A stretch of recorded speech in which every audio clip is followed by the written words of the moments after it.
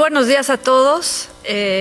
Agradezco su presencia en nuestra segunda jornada del 11º Seminario Internacional Estado de Derechos y Combate a la Corrupción en América Latina, después de una primera jornada pues muy rica en reflexiones, en datos, en agenda que ya estamos considerando continuar para el año que entra. El día de hoy nos acompaña y inaugura esta segunda jornada el doctor Robert Klitgaard, quien presentará la conferencia Corrupción y Derechos Fundamentales. Bienvenido, doctor Klitgaard. Hola, buenos días. El doctor Klitgaard, además de ser, ya lo decíamos ayer, en su ausencia hablamos de usted, bien, por supuesto, decíamos ya que es una referencia obligada para cualquiera que quiere estudiar temas de corrupción. Él es actualmente profesor en la Claremont Graduate University de California, ha sido dean del Pardee Rand Graduate School y un profesor en Harvard y Yale. Y bueno, él ha enseñado y consultado alrededor del mundo en temas sobre reforma gubernamental, estrategia económica. Tiene una producción envidiable, 12 libros, en donde se incluyen Culture and Development Manifesto de Oxford University Press, Adjusting to Reality, Beyond State and Market, que lo publicó en Economic Development, y un libro que ahorita me hizo recordar mis tiempos de investigación de campo en Oaxaca, porque ahí fue cuando yo lo leí hace mucho tiempo, Tropical Gangsters, que fue nombrado uno de los libros del siglo en el New York Times, y creo que es pertinente releer este libro actualmente. Bueno, pues bienvenido, doctor Klitgaard. Para los que nos acompañan en redes sociales, sepan que pueden mandar sus preguntas por Twitter o por Facebook, y pues tiene la palabra doctor Klitgaard. Bienvenido y gracias. Gracias, mucho gusto. Vamos a tomar un queso fundido juntos en Oaxaca con un mezcal, ¿te parece? No me tiente, doctor. Muy bien, muy bien. Gángsters mexicanos, gángsters americanos, hay de todos, ¿no? Y en esta semana que viene habrá el Día Internacional contra la Corrupción, el día 9, que ustedes están celebrando en adelante. Y una cosa que podemos confiar es que habrá muchos discursos, muchas promesas y muchas recomendaciones. Por ejemplo, este año en el informe anual del Transparencia Internacional, que se llama Corrupción, Derechos Humanos y Democracia, es un informe interesante porque tiene algunos ejemplos alarmantes y algunas correlaciones interesantes. Por ejemplo, un hecho alarmante es que en 2020 había 331 asesinatos de defensores de derechos humanos en el mundo. Ellos en 25 países, 331 en 25 países, 23 de los 25 países tenían un score en el ranking de Transparencia Internacional menos de 45 en una escala de 100. Entonces, ellos están diciendo que muchas veces el mismo país que abusa el derecho humano es también un país corrupto. Hay otra tendencia también que notan Sergei Guriev y Daniel Treisman en su nuevo libro que se llama Spin Dictators, que está muy bien, ¿no? Como los dictadores no son los de hace 25 años, porque permitan, por ejemplo, elecciones, entre comillas, permitan una semblanza de cortes independientes y se enfocan sobre la mejora de servicios públicos. Entonces, a un lado están mejorando la calidad de gobierno en sentido de rendimiento, pero al otro lado están controlando aún más información, redes sociales, y también existe este abuso de poder encima. Entonces, ¿qué hacer? Y aquí el informe de transparencia va a lo que siempre pasa, un análisis interesante con ejemplos interesantes, hay recomendaciones ahí en las nubes. Por ejemplo, intentaré primero en inglés porque no se entiende en inglés, pero entonces una traducción aún peor. Primera recomendación: uphold the rights needed to hold power into account. Uphold. Defender los derechos necesarios para la rendición de cuenta para la gente en poder. ¿Ok? Segunda recomendación: restaurar y fortalecer los controles institucionales sobre el poder. ¿Cuáles reformas? ¿Cómo se hacen? No dice. Tercero, combatir las formas transnacionales de corrupción. Entonces explica corregir las debilidades sistemáticas. ¿Cuáles? ¿Y cómo corregirlas? Y finalmente, defender el derecho a la información en el gasto público. Bien. Pero mucha gente escuchará esos discursos, esas promesas, estas recomendaciones y dirán, ¿sabe qué? No tengo confianza que los políticos van a comprender ni tampoco que van a actuar. Y la pregunta al fondo es, ¿por qué querrían los políticos reformar instituciones o sistemas corruptos? Es en su interés de mantenerlos. Es una sospecha popular. Si ustedes van esta noche a decir que hemos tenido 2 días aquí en Guadalajara muy interesantes sobre la corrupción, alguien va a decirte, oye, pero siempre hay corrupción en todos los países, en toda la historia, ¿qué se puede hacer? Y la respuesta es lo siguiente. Primero, hay fuerzas nacionales e internacionales que cuando se combinan, entonces sí los políticos cambian. ¿Cuáles son esas fuerzas?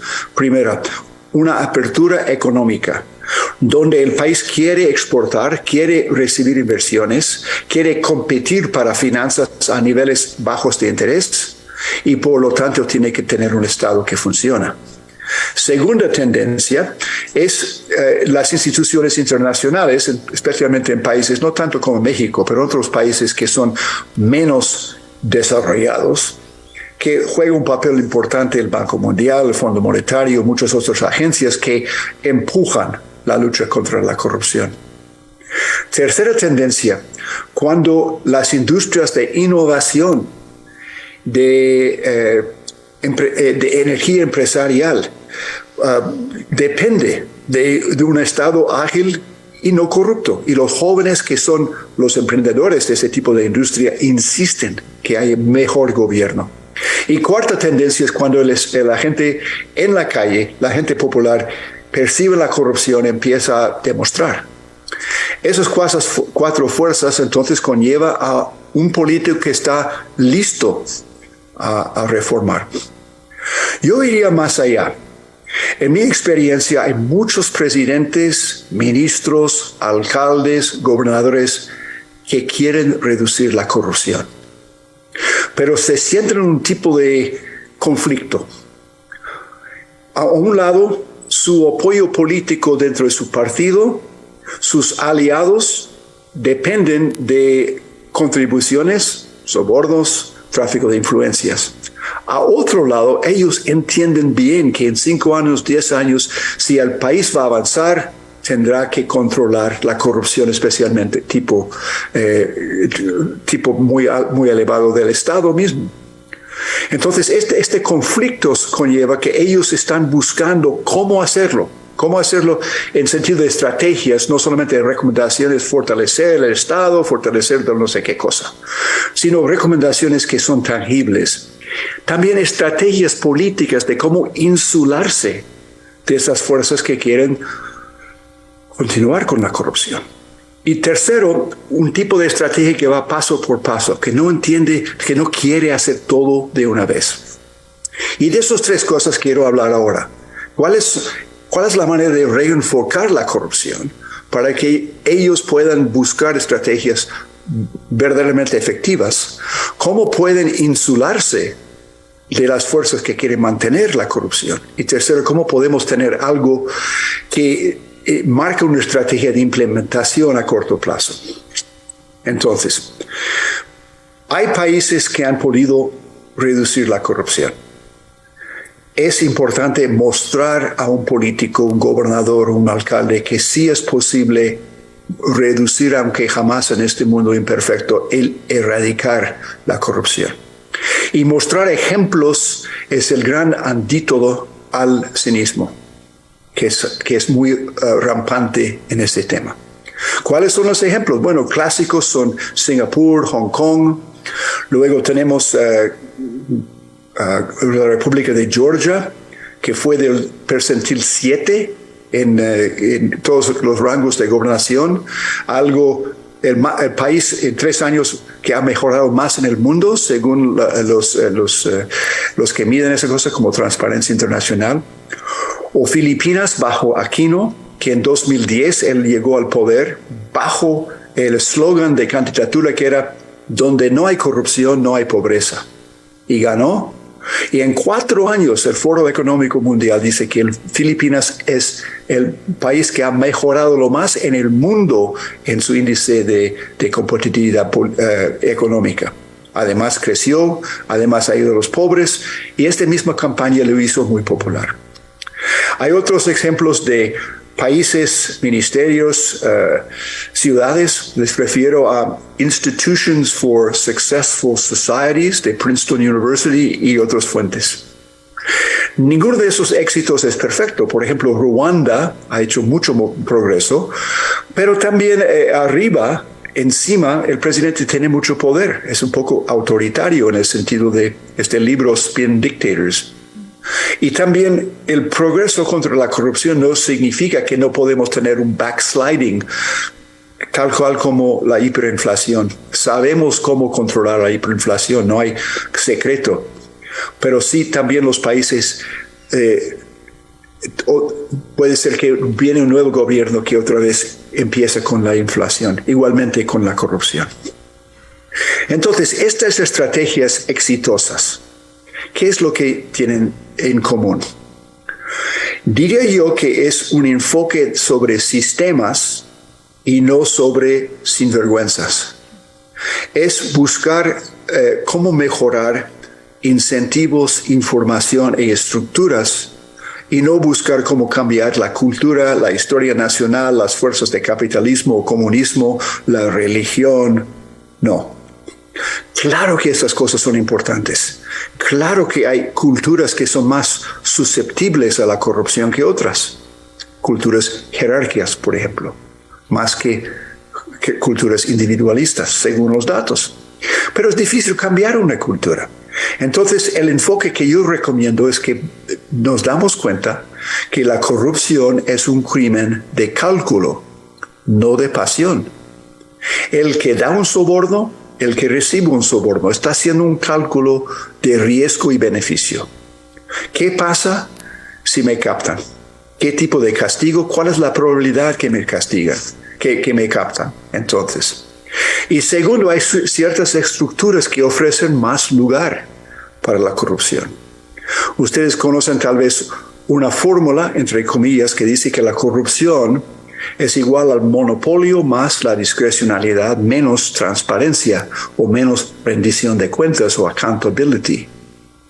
Entonces, cuando hay más monopolio sobre una decisión, cuando una persona tiene discrecionalidad de decir que usted reciba o no, o que usted tenga más o menos, y si no hay transparencia, entonces hay una tendencia estructural, sistémica, una tentación, digamos, baked in en el sistema para la corrupción.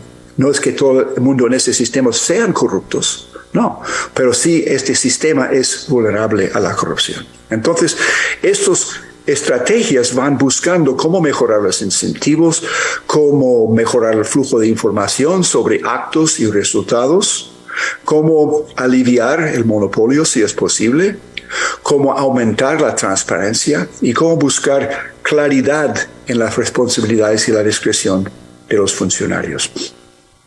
También se da cuenta que la corrupción puede venir a ser un tipo de prisoner's dilemma, es decir, un equilibrio donde cada persona está haciendo lo mejor que puede y cada persona tiene buena ética, pero su mamá no entra en el hospital si no paga el soborno. Su hijo no puede entrar en la escuela primaria privada si no paga, etc.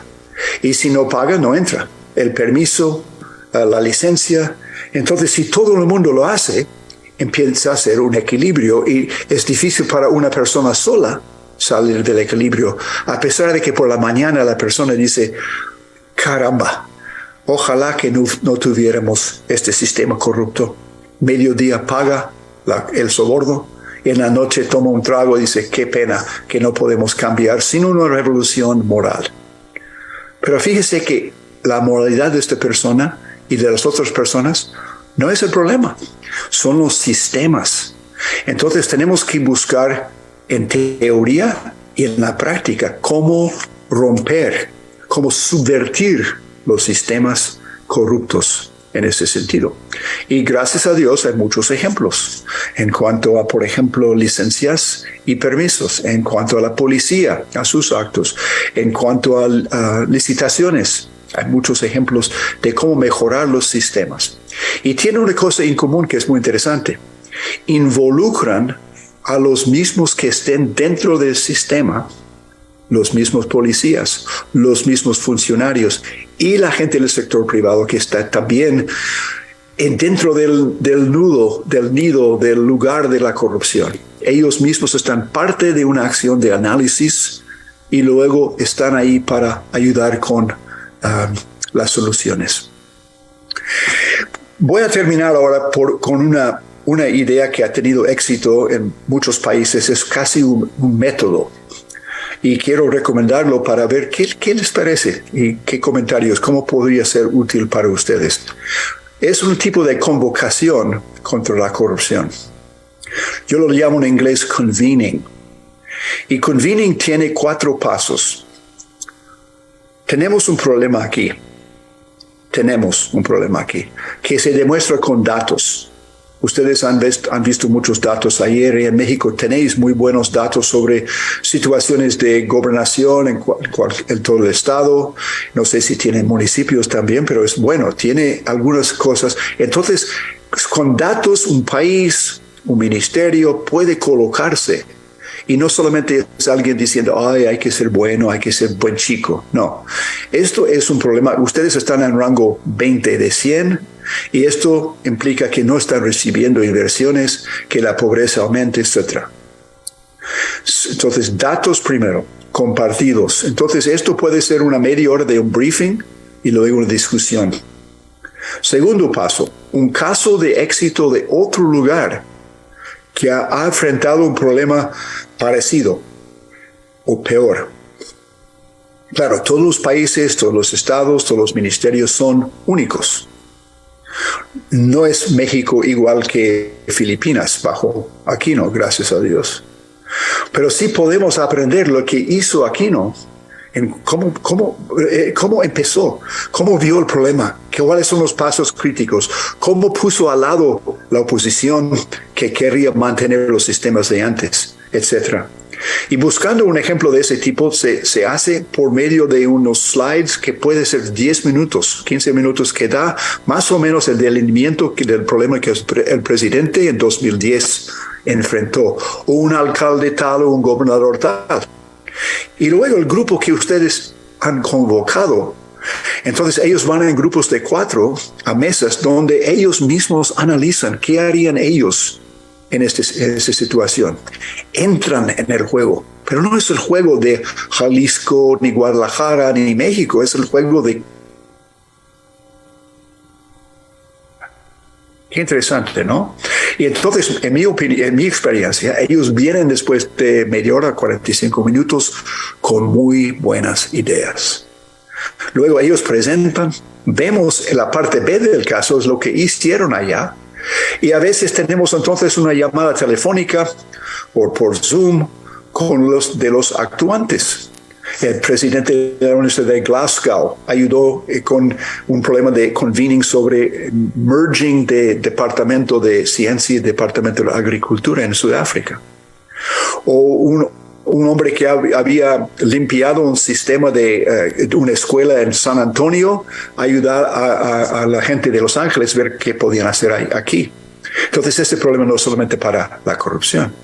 Pero el punto es que ellos entonces pueden preguntar al presidente y gobernador de otro lugar, ¿cómo enfrentó esto? ¿Qué hizo aquí? Y esto alivia muchas sospechas y además anima, inspira. Paso 2, entonces, un caso de éxito de otro lugar.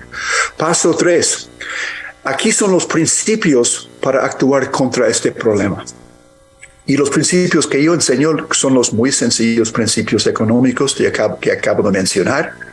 Puede ser una ponencia de 40 minutos con un handout, tal vez una página, algunas cuestiones que debe ponerse.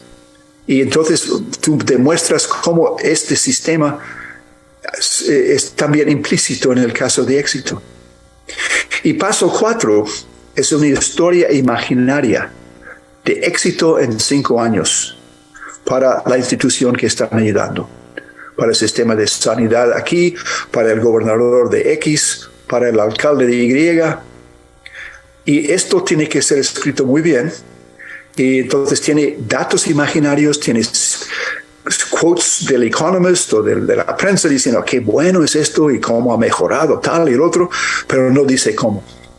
Y dice continuado en la página 9, pero no hay página 9. Y los participantes tienen una copia aquí y ellos mismos leen frase por frase. Primero yo, entonces entonces el otro. Y al final muchas veces hay aplausos. Uno en Timor me dijo, durante el break después, dijo, ¿sabes que la primera vez que alguien ha dicho que podemos hacer algo, siempre son los obstáculos A, B, C, tenemos que hacer esto muy general? Esto es muy inspirador. Y luego ellos, después de un break, vienen de nuevo a la mesa. Tienes toda la gente aquí, quizás 15, quizás 40. Hay papeles aquí. Y entonces dice, suponte que esto hubiese pasado en 5 años. ¿Cuáles habrían sido los pasos posibles para llegar de ahora hasta entonces? Por favor, escriben algunos de sus pasos. Tienen 5 minutos. Cada uno escribe. Entonces haces parejas de ellos. Persona A con persona B. C con D, etc. Y dices a A, por favor, ahora explique al B cuáles son sus ideas. Y B, por favor, escuche bien, porque al final de este ejercicio voy a pedir a usted que me dé la idea mejor del señor A para escribir aquí en la tabla. Y entonces todo el mundo se ríe. Entonces digo, pero entonces B tiene que explicar a A también. Y A, por favor, escuche bien porque quiero que usted dé la mejor idea de B. Y en el momento les gusta mucho, escuchan muy bien también. Y después, uno por uno, ponemos las ideas ahí que arriba. Y son interesantes. Están muy animados ahora, otro break. Y luego, sesión final.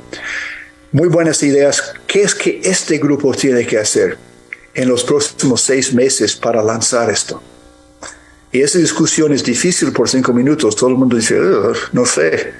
Pero una vez que se va, a veces la gente, por ejemplo, en Filipinas, bajo Aquino, tuvimos esto con el gabinete, una reunión secreta después de 3 semanas. Y los ministros, jefe del Banco Central, jefe de aduanas, jefe de renta interna, uno de las Fuerzas Armadas, ellos se quedaron ahí hasta las 8 de la noche.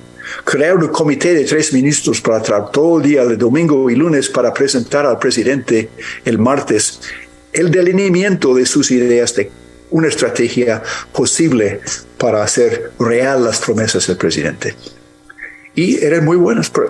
Ellos habían, lo que quiero subrayar es que no es que Transparencia Internacional, ni el Banco Mundial, ni ustedes de CUSEA hubiesen tenido recomendaciones A, B, C, D, E, y ellos habían tenido buy-in, que habían aceptado. No. Lo que pasa es que estamos estimulando por los datos, el caso de éxito, un marco de referencia analítica y la historia imaginaria de éxito, estimulando la creatividad de ellos. Y entonces ellos, en mi experiencia, surgen con ideas que ni yo ni ellos mismos antes hubiesen tenido. Ahora, este sistema lo he visto con jueces, con gente de licitación y procurement, con sistemas con policías, con sistema de renta interna, con aduanas y con niveles muy altos como ministros y presidentes y alcaldías. Lo he visto. No funciona siempre. pero cuando funciona es algo que realmente anima y que da mucho más fuerza que unas recomendaciones típicas como fortalecer los sistemas del Estado o unas sermones, unas presentaciones casi como si fuéramos profetas diciendo qué mala es la corrupción, porque no, como sociedad no nos lanzamos de nuevo contra la corrupción. Mucho mejor es llegar con la gente misma que estén en nuestros sistemas corruptos, que las conocen y que tiene esa actitud esquizofrénica. Estamos beneficiando de eso, pero también sabemos que no está bien. ¿Cómo podemos ir de ahora hacia un futuro mejor? Entonces lo dejo aquí y estoy muy animado de estar con ustedes y quisiera entonces escuchar la discusión que sigue. Gracias.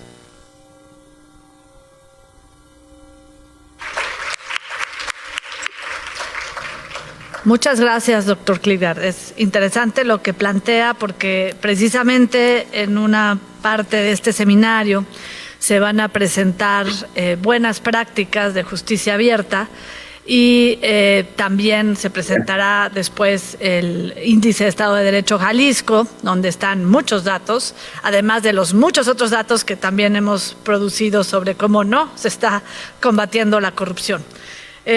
Muy bien. Es interesante lo que nos pone sobre la mesa porque en los distintos diseños de la política nacional y las políticas estatales anticorrupción, me parece que sí se detonó un tipo de debate sobre cuál sería la mejor ruta y las prioridades de acción. Luego, cada estado ha vivido su dinámica, su cambio de gobierno, sus avances y otros muchos sus retrocesos.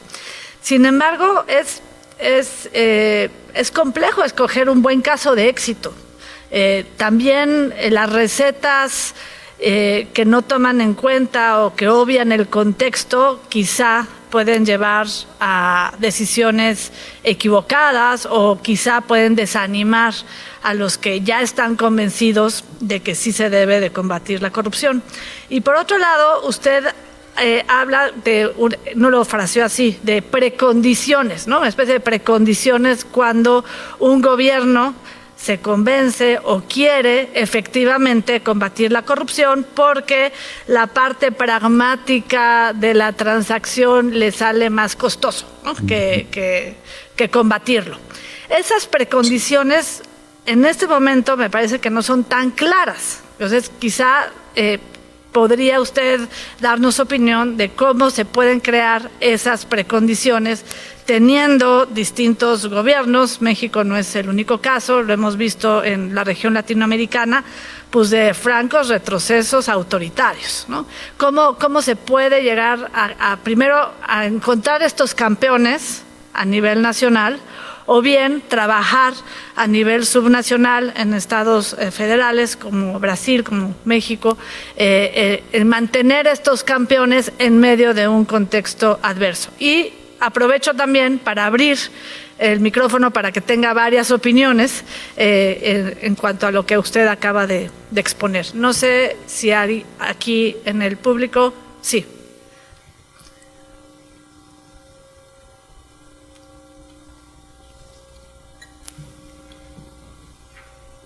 Muchas gracias. Hola, profesor Klitgard, soy Mauricio Merino y me da mucho gusto saludarle otra vez.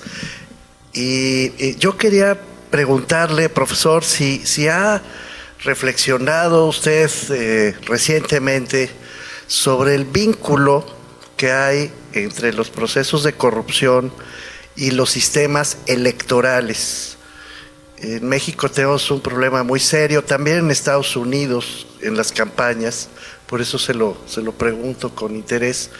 En México es mucho más grave, creo yo, porque no solamente en la competencia electoral por los puestos públicos se juega la asignación del poder, sino en ausencia de sistemas de carrera, sistemas profesionales de reclutamiento del personal público, se juega también el reparto de los puestos públicos una vez que alguien gana la elección, y además se juega buena parte del sistema, digamos, de de regreso, ¿no? Es decir, ¿cómo se dice en inglés? De kickback, en el sentido del dinero que se usa a su vez para pagar campañas, que sale del erario público y sale de los contratos mal asignados y, en fin, de las bribes, ¿no? Y todo esto alimenta el sistema de partidos y el sistema electoral. Entonces quería,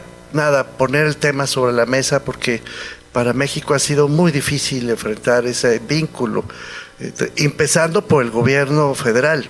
El gobierno, es decir, el partido mayoritario actual, Morena, pues utiliza estos mecanismos electorales permanentemente, yo diría de una manera cínica, ¿no? Es decir, todo el mundo lo sabe, se ve, se participa, así como usted decía, ¿no? La gente que se duele con el café de la mañana y luego participa en el meeting en la tarde porque le pagaron y en la noche se toma un whisky para lamentarlo. Bueno, un tequila en Jalisco. Gracias, profe. Qué gusto de verlo. Gracias. ¿Le parece una más antes de contestar? ¿Hay otra por ahí? No, si quiere esta ronda la abrimos. Adelante, profesor. Bueno, primero, Lourdes, voy a responder brevemente a lo que usted dijo. No tienes que buscar un caso de éxito dentro de México. A veces solamente crea la primera reacción que es, pero es diferente aquí. O celosos. Tú dices que eres exitoso, ya, pero tengo un amigo que sabe más. Entonces, esto es una dinámica que no es buena. Entonces, mejor es tener un caso parecido. Si es el problema de elecciones, si es un problema de licitaciones, si es un problema de capture. Entonces, buscar otro lugar con la gente del mundo. Hay muchos recursos en esto. Entonces, busca este caso y ver cómo podemos enseñar este caso de forma participativa. No que la gente tenga que leer un libro, sino se pone así y ver si podemos hablar con las personas encargadas, si ellos quieren ayudarnos por participar en el mismo seminario. Entonces, buscar ejemplos por analizar el tipo de problema que tenemos, entonces buscar un ejemplo mejor de otro país. Entonces, los datos sí de México que tenéis está muy bien. Entonces, eso sí, todo el mundo sabe que tenemos un problema. Creo que sí. Y ven cómo estamos en Jalisco comparado con Sonora, comparado con Mérida, ¿no? Entonces, eso es muy sano, muy bueno. Pero el ejemplo no tiene que ser un caso mexicano. Entonces, las cuatro fuerzas que mencioné que ayudan a un presidente, un gobernador, a ver que es ventajoso para el país reducir la corrupción y controlar el abuso de poder. Esto muchas veces es una cuestión de datos y análisis que a lo mejor ella o él sepa, pero realmente no se dé cuenta. No realmente lo sabe. Entonces, otra vez una reunión con el sector privado, con los líderes del partido, que trae datos de otros países y también México, y demuestra que nuestra economía es abierta a este nivel, tiene esos barreras y obstáculos, y si tuviésemos el ejemplo de otros países, podríamos incrementar inversión, luchar contra pobreza, etcétera, mejor, si es verdad. Entonces, una vez que demostramos esto, y quizás buscar ayuda de las fuentes internacionales que tienen plata, a lo mejor detrás, como el Banco Mundial o el BID, para hacer el caso, entonces esto es algo que puede convencer que sí vale la pena, que no solamente es un moralismo. Ahora, en cuanto a las elecciones, yo veo que un anfitrión de esta reunión es el INE, ¿no es cierto? Veo su nombre. Sí, yo sé que hay muchos líos ahora con INE. Y ustedes saben que tenemos muchos líos aquí en América, con sospechas sobre la validez de elecciones, etcétera. Y te voy a contar dos cosas brevemente. Una anécdota de hace muchos años. Estuve en México bajo un gobierno bastante izquierdista y di una reunión con otro profesor de Harvard sobre corrupción en la policía que hicimos con la Policía Nacional. Y entonces había prensa ahí y me pidieron una entrevista. La mañana siguiente fui a un desayuno con dos periodistas muy jóvenes, atractivas, dos mujeres. Expliqué toda la teoría, 1 hora y media, nos disfrutamos. Luego el día siguiente, y les había dicho, entre otras muchas cosas, que Estados Unidos era campeón de corrupción en 2 áreas. 1, corrupción en bolsa de valores. 2, corrupción en tráfico de influencias en elecciones. Las contribuciones a las campañas es una forma de corrupción que es totalmente ilegal en nuestro país y además protegido por la Constitución como libertad de expresión.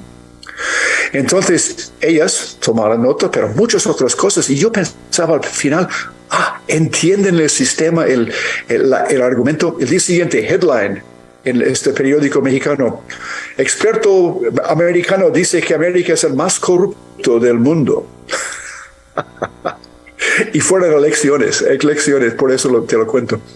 Segunda anécdota: hace 5 años estuve en el Banco Mundial y la mujer que ahora está encargado del International Trade, ¿cómo se llama? Trade Organization, es una africana. Era el número 2 en el Banco Mundial, nigeriana.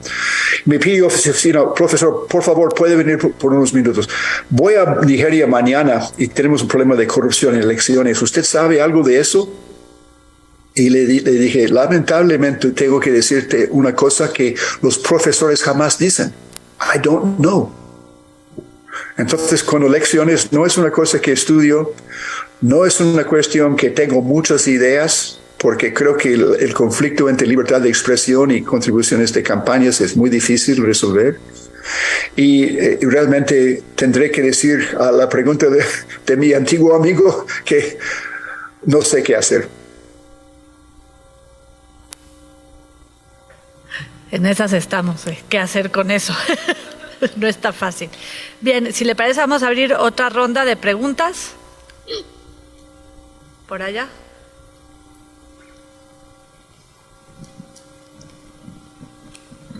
¿Qué tal? Buenos días, Saúl Ortega, del área anticorrupción del municipio de San Pedro, Nuevo León.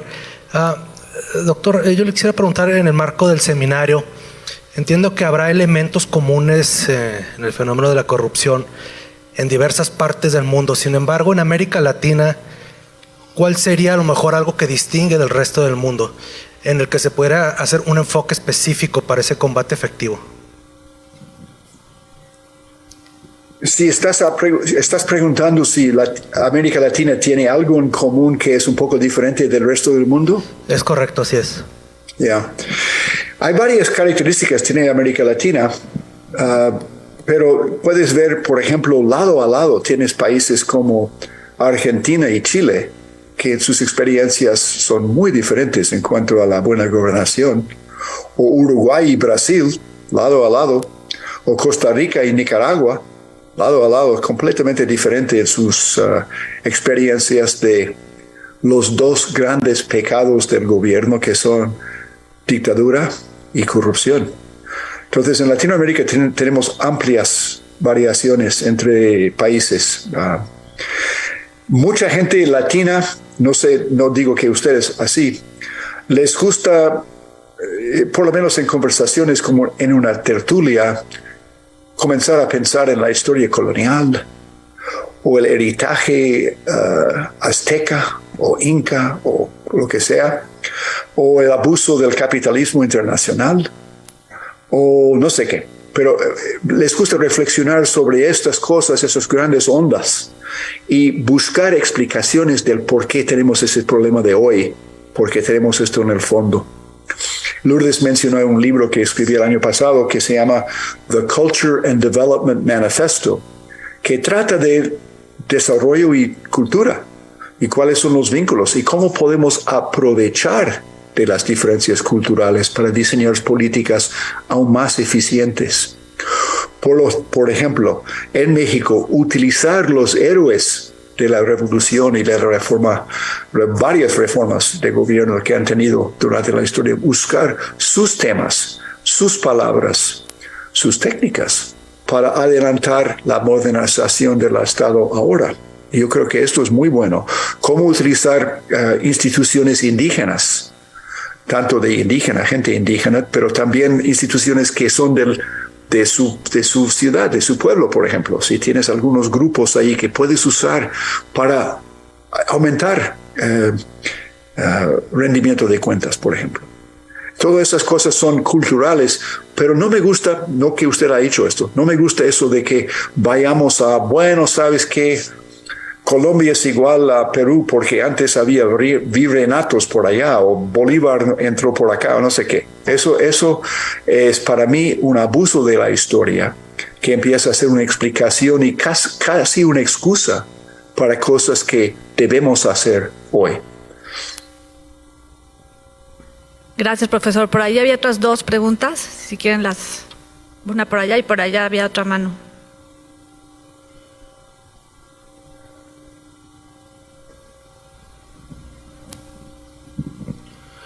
Hola, buenos días. Mi nombre es Cristian Ubiarco y soy estudiante de aquí del CUSEA. Mi pregunta va orientada a esto, lo que acaba de comentar. ¿Cómo fortalecer esta democracia a nivel lo que es Latinoamérica, este Estado de Derecho? ¿Cómo fortalecerlo si tenemos pues todos los ejemplos desde Chile, Argentina, hasta lo que es México, que venimos de dictaduras, ¿no? Todo el siglo pasado estuvo marcado por dictaduras, tanto en Chile con Pinochet, aquí en México, la dictadura perfecta. ¿Cómo fortalecer para que ya se asiente? Porque pareciera que pasan los gobiernos que son izquierdas en América Latina, pasan los gobiernos que son de derecha, se dicen de derecha, pero sigue la corrupción. Sigue la corrupción, sigue la falta de democracia, la falta de justicia, que pues va de la mano, la falta de transparencia y rendición de cuentas. ¿Cómo fortalecer? ¿Cómo hacer para que esta región, porque pues vaya, pues somos similares, ¿no? Somos sinónimos, casi toda la región de Latinoamérica está marcada por los mismos, por carencias, falta de oportunidades, corrupción, etcétera, etcétera, etcétera. ¿Cómo hacer para fortalecer este Estado de Derecho, para acentuar ya una correcta democracia y que se note, ¿no? Que haya progreso, porque también pues va muy concorde, ¿no? Lo que es transparencia y rendición de cuentas, para que haya también una calidad de vida. No podemos hablar también de transparencia y rendición de cuentas si también no se eleva la calidad de vida de los latinoamericanos. Uh-huh. ¿Cómo, pues esa es mi pregunta más que nada, cómo fortalecer, cómo hacer para que Latinoamérica se asiente en este Estado de Derecho y en esta democracia? Gracias. Gracias por esa pregunta. Y sabes que lo que tú estás haciendo hoy, invirtiendo tu tiempo, que yo sé que si eres estudiante que no tienes mucho tiempo, ¿verdad? Entonces, invertir tu tiempo para venir a este seminario y ayer y investigar qué se puede hacer, cómo se entiende ese problema, qué podemos hacer. Esto es la primera cosa que podemos hacer, tener esta pasión que tú tienes con tu intelecto también, combinando la pasión y la disciplina para enfrentar problemas muy difíciles. Segundo, entender que sí, no es tan monocromática como tú dices. Hay muchos ejemplos en el mundo que son muy animadoras de éxitos, no solo en corrupción, pero en muchos otros lugares. Y lo que tenemos que hacer nosotros es no siempre, no tú, pero nosotros como académicos, no siempre buscar, fracasó, qué pena que no son tan inteligentes como yo, porque si yo fuera presidente habría hecho eso. Esta gente olvidó de eso, ignoraba de tal. Siempre, ¿no? Ese tipo de explicación no es muy buena. En vez de esto debemos decir, aquí hay algo que mejoró. ¿Cómo lo hicieron? ¿Qué tal? En el Perú tienen un grupo que se llama, puedes buscarlo después, que se llama Ciudadanos al Día. Y es un grupo que tiene como 15 años, creo, 10 o 15 años. Fundado por una ONG, ¿sabes lo que hace? Tiene sondeos cada 3 meses. 15,000 personas, cuando salen de un municipio, de un hospital público o de una oficina de una ciudad, dicen, permítame, por favor, tengo un minuto, no tiene que dar su nombre. Primero, ¿qué hizo usted aquí? Sacaron una licencia, lo que era. Segundo, ¿qué tal el servicio recibido de 1 a 10? Tercero, le pidieron un soborno.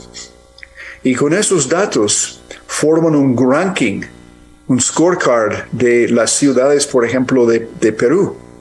Y hay algunos muy buenos y lo publican.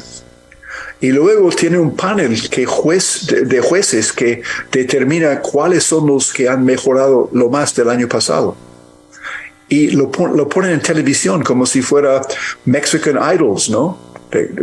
Una competencia de 3 ciudades, por ejemplo, que vienen ahí y entonces revelan en el show quién ganó. Y luego estudian los que ganaron. ¿Qué es lo que hicieron? ¿Cómo mejoraron basura, electricidad, baches? Entonces, en su website tienen más de 700 casos, lo que ellos llaman buenas prácticas, que son cosas que el resto de nosotros podemos aprender de ellos. Y finalmente ofrecen un servicio. Si tú eres de una ciudad como, no sé, una ciudad en el Perú, digamos Arequipa, y quieres mejorar, ellos primero dan sondeos en cada servicio que ofreces en la ciudad, y segundo, traen los ejemplos para hacer formación para los funcionarios. Y en su website tiene un video de una ciudad, de un hombre que es testigo a que hace un año tuvimos este entrenamiento y ahora este año estamos mucho mejor, muy orgullosos de nosotros. Entonces sí se puede buscar prácticas efectivas.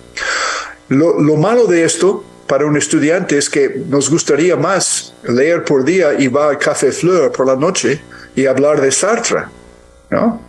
Y no, eso no es. Eso es meterse y ver cómo están funcionando cosas en el terreno y buscar los ejemplos, las luces brillantes que están mejorando y aprender de ellos.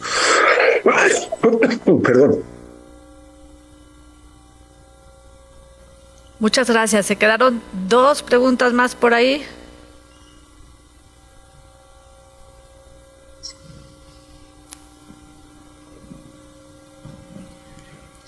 Buen día, Mateo Flores, también estudiante de aquí del CUSEA. Y mi pregunta es más que nada, usted hablaba sobre cambiar sistemas más que cambiar personas, pero ¿qué hacer para combatir la corrupción o combatir un sistema corrupto que beneficia también a la sociedad? Por ejemplo, un programa social que ahora sí que esté inmiscuido en corrupción, pero que también sea muy buen programa social, o sea, que siga ayudando a la sociedad, pero que sí tenga esos temas de corrupción. Te doy un ejemplo de un programa de leche de hace 20 años o por allá en el Perú, para dar leche a los jóvenes que no tenían comida. Y era muy efectiva en el sentido de dar nutrición, pero estaba corrompida. Entonces, la pregunta era, ¿cómo podemos limpiar el sistema sin sacrificar el programa? Entonces, es posible hacer los dos.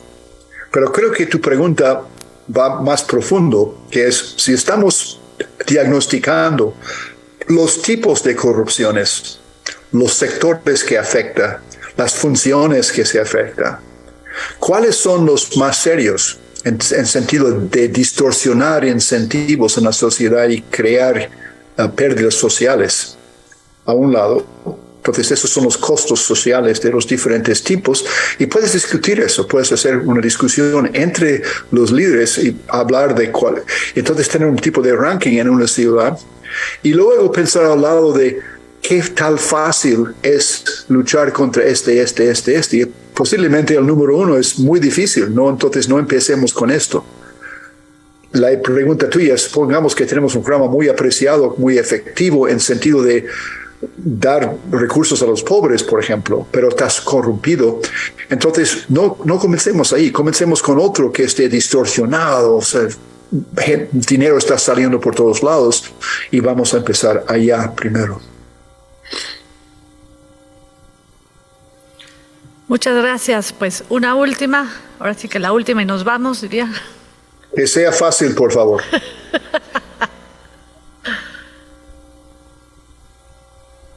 Había una mano y ya se arrepintió. ¿No? Cintia. ¿No? Aquí.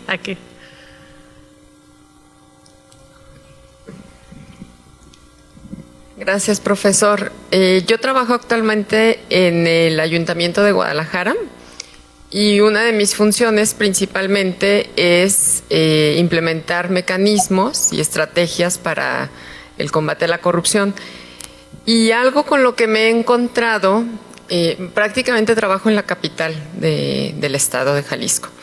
Y con lo que me he encontrado es, evidentemente existe la posibilidad de implementar buenas prácticas, sin embargo, veo una sociedad completamente inmersa en el sistema ya de prácticas y de acciones que el gobierno ha implementado a través de pues toda una historia, ¿no? de muchísimos años. Entonces, mi pregunta sería, ¿cómo romper o cómo traspasar de implementar buenas prácticas a que se genere ya un sistema de nuevos usos y costumbres, tanto de los funcionarios públicos, pero también de la misma sociedad? Me parece que como usted lo ha comentado, es un sistema tan arraigado que los propios funcionarios públicos lo sienten ya como una propiedad, se han apropiado de ese sistema, pero además están completamente identificados y lo sienten como parte de su vida cotidiana. Pero también creo que la sociedad lo tiene concebido de esa manera. Y es cierto, nos quejamos de que tenemos que dar ese impulso para que avancen rápido los trámites o la prestación de los diversos servicios. Sin embargo, me parece que sí es conveniente la implementación de nuevas prácticas, pero creo que deberíamos de ir más allá y esa parte no la logro hasta este momento identificar. Cómo pasar de las buenas prácticas a ya comenzar a transformar digamos, estos hábitos, ¿no? y costumbres. Buena pregunta. Primero una desviación, pero entonces vuelvo a la pregunta. En primeros meses después de ser elegido, el primer presidente elegido de Haití, Aristide, después de Baby Doc y Papa Doc y años y siglos de emperadores de Haití, dictadores, este fue elegido. Y tuve la suerte de pasar una semana con él y pensando en su estrategia económica, no era de corrupción, sino estrategia económica. Y tenía sus recomendaciones del Banco Mundial, 23 recomendaciones de USAID, no sé qué, del Fondo Monetario, del grupo de empresarios de Haití, etc. 23 cosas, no hagas esto, tal y el otro. Entonces yo pensé, ¿cómo priorizar esto para él? Y cómo explicar la prioridad. Y pensé que algunos de algunos pasos tienen menos costo social. Otros tienen grandes riesgos. Entonces, ¿cómo puedo ordenarlos? Y tú sabes que Aristide era un sacerdote. Entonces, soy protestante, pero me atreví a hablar con él el día siguiente diciendo que creo que, señor presidente, que en la Iglesia Católica hay una jerarquía de pecados. Algunos de ellos, si confiesas el domingo, haces ciertas prácticas, entonces estás perdonado. Otros vas al purgatorio y otros son pecados capitales que vas a pasar la infinidad de tiempo en circunstancias incómodas. Él dice, sí, es igual en economía. Hay ciertos pecados que son pecados en sentido de que hay distorsiones, hay ineficiencias, pero no son muy malas. Entonces, entre los 4 aquí, para usted, control de precios de subastas básicas como óleo, como pan, etc. Eso sí es ineficiente, pero no cuesta mucho. Con un nuevo salario mínimo en este país no va a costar mucho porque hay mucha gente que no obedece a la ley y va a emplear pero no es ineficiente, pero no es un pecado mortal. ¿Sabe qué es un pecado mortal? Hiperinflación. Y su moneda, el GURD, está pasando por un punto de peligro, y si esto va por acá, la economía está muerta. Ahora, igual con la corrupción, hay ciertos tipos de corrupción que no son fatales. Algo que parece un tipo de propina oficial o no oficial es corrupto porque no es permitido, pero con tal que no frena el aparato, que lo usan estratégicamente para frenar y extraer más recursos. Esto no es, para mí no es la cosa más importante. La cosa más importante es donde hay grandes compras, por ejemplo, en licitaciones grandes de obras públicas, distorsiones, o cuando hay mucho dinero que está desapareciendo de fondos sociales. Eso sí, puede ser catastrófica para una ciudad o para una provincia. Entonces, mi pregunta sería, tenemos que, en esos casos que mencionas, que hay sistemas que son corruptos, pero todo el mundo está pagando el dinero, pero no está causando mucho daño social o no. Y si no, ¿por qué no empiezas en otro lugar donde posiblemente hay más daño social que puedes evitar por su campaña contra la corrupción? No sé si esto es una buena apreciación de tu pregunta. Sí, le quitaron el micrófono, pero dijo que sí. Ok. Yeah, Pues, no estoy apoyando la corrupción, no me malinterprete, ¿no? ahí se lo van a regresar para que conteste. Gracias. Sí, me parece que entiendo lo que comenta en cuanto a que este sistema posiblemente no afecte socialmente, pero a mí me parece que, digamos, las adjudicaciones por compras o por adjudicaciones de obra, en realidad el beneficio de las obras que se están realizando, pues prácticamente la sociedad lo puede estar sintiendo, ¿no? Lo puede estar viendo en la mejoría de servicios o en la construcción de escuelas o de todo tipo de prestación de servicios. Pero me parece que la corrupción que va en el día a día, la que más le afecta o le pega a los ciudadanos, pues es prácticamente esta que corre a través de los diferentes trámites y que en ocasiones puede llegar hasta temas, en la prestación, por ejemplo, de servicios médicos, hasta temas de negligencia en cuanto a la atención del servicio de salud de las personas. Y lo que he podido yo observar es que definitivamente las compras y la adjudicación de obras sí se van, pues los montos muy grandes de presupuesto o de mayor presupuesto, y es ahí donde estoy completamente de acuerdo con lo que comenta de la implementación de prácticas que aseguren o de mecanismos que aseguren completa apertura de todas esas asignaciones y que eso pueda inhibir cada vez más o hacer mucho más pulcros los procesos de adjudicación. Sin embargo, en la otra corrupción, en lo otro que comento de los trámites y servicios, me parece que es una corrupción que no queda evidencia, que no se observa, que no se vigila por los propios ciudadanos, porque los ciudadanos son los que están inmersos en esas prácticas. Entonces, creo que por más mecanismos que en ese nivel, digamos, de trámites podamos implementar, creo que ese impulso o propinas, como comentó, me parece que finalmente sí afecta en el día a día mucho más socialmente al grosor de la sociedad que las adjudicaciones de obras o de compras. Eso es lo que al menos percibo en el ayuntamiento. Enteramente posible. Entonces, mis sugerencias son dos. Primero, ¿por qué no me invitan a Guadalajara? Vamos a tomar un pisco sour allá o tomar una carta blanca y discutirlo. Y Claro que sí. Segundo, tengo un artículo hace unos años que creo que existe en español también, que se llama Subverting Corruption. Y creo que en español es la subversión de la corrupción. Y aparece en Finance and Development, Finanzas y Desarrollo, una publicación del Fondo Monetario que explica cómo podemos romper esos equilibrios de corrupción. Entonces espero que les sea útil. Muchas gracias, doctor. Ya está la promesa sobre la mesa. Esperemos que ahora sí la podamos cristalizar. Ya vamos a hacer un tour, Guadalajara, Oaxaca. Ya. Está muy bien. Pues muchísimas gracias. Un aplauso al doctor. De nada.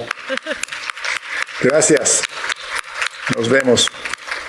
Muchas gracias. Y seguiremos molestándolo. Chao. A continuación va a seguir la siguiente mesa. Tienen 5 minutitos rápido para un café. Perdonen porque no tengo aquí el programa, pero según yo, justicia abierta, ahora sí, las buenas prácticas de justicia abierta. Gracias.